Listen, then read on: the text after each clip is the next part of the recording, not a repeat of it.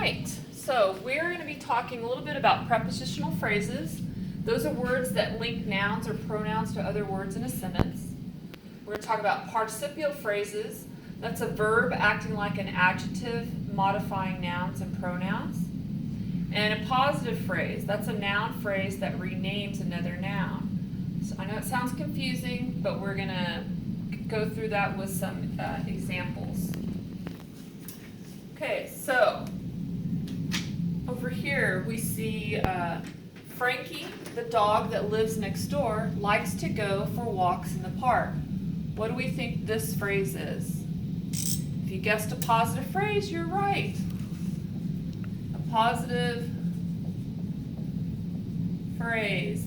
The dog that lives next door is the appositive phrase. It's renaming Frankie, right? If I took out the appositive phrase, does the sentence still make sense? Frankie likes to go for walks in the park.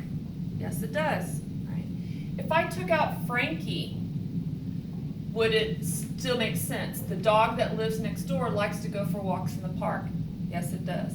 It's non-essential, but what's really cool about having appositive phrases is that it adds more detail to your writing, and that's what we want. Participial phrases, they can be past, right? Excited about dinner, Harry ran the whole way home, right? So a participial phrase, remember, it's modifying nouns and pronouns. It's modifying Harry, right? Now, remember I said participial is a verb acting like an adjective.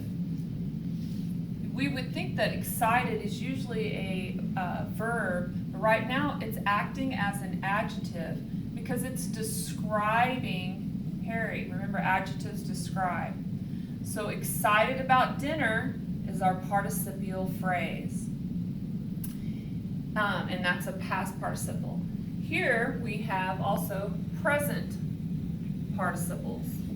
Right? Sweeping across the night sky, the bats hunted their prey. Sweeping across the night sky is the participial phrase. What is it renaming?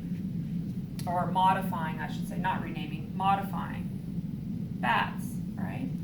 What is sweeping across the sky? The bats, right? It sounds like a verb, but it's acting as an adjective.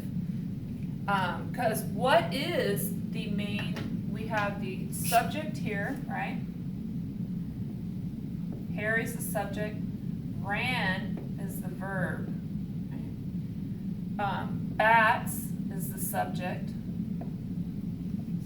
hunted is the verb, right? So the bats hunted their prey.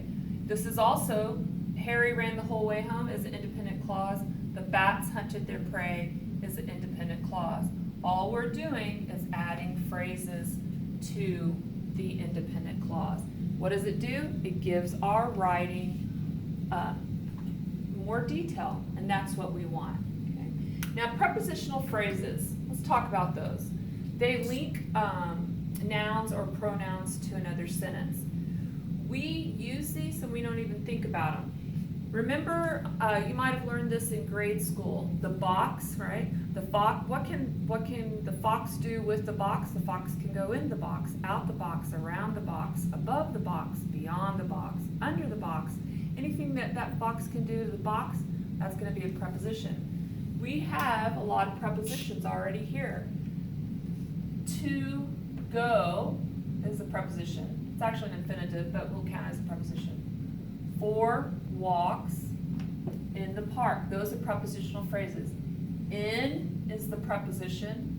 For is the preposition. To is a preposition infinitive. Okay? About dinner. Right? Even though this whole thing, this whole phrase is a participial phrase, it also has a prepositional phrase here. About is the preposition. Sweeping across the night sky. Across the night sky, also a prepositional phrase. This is the preposition. And there you have it. So we've talked about prepositional phrases, participial phrases, and appositive phrases. You will be using a positive phrase in your writings, and you will be using a participial phrase in your writing, whether it be past or present. So make sure you understand it, because you are going to be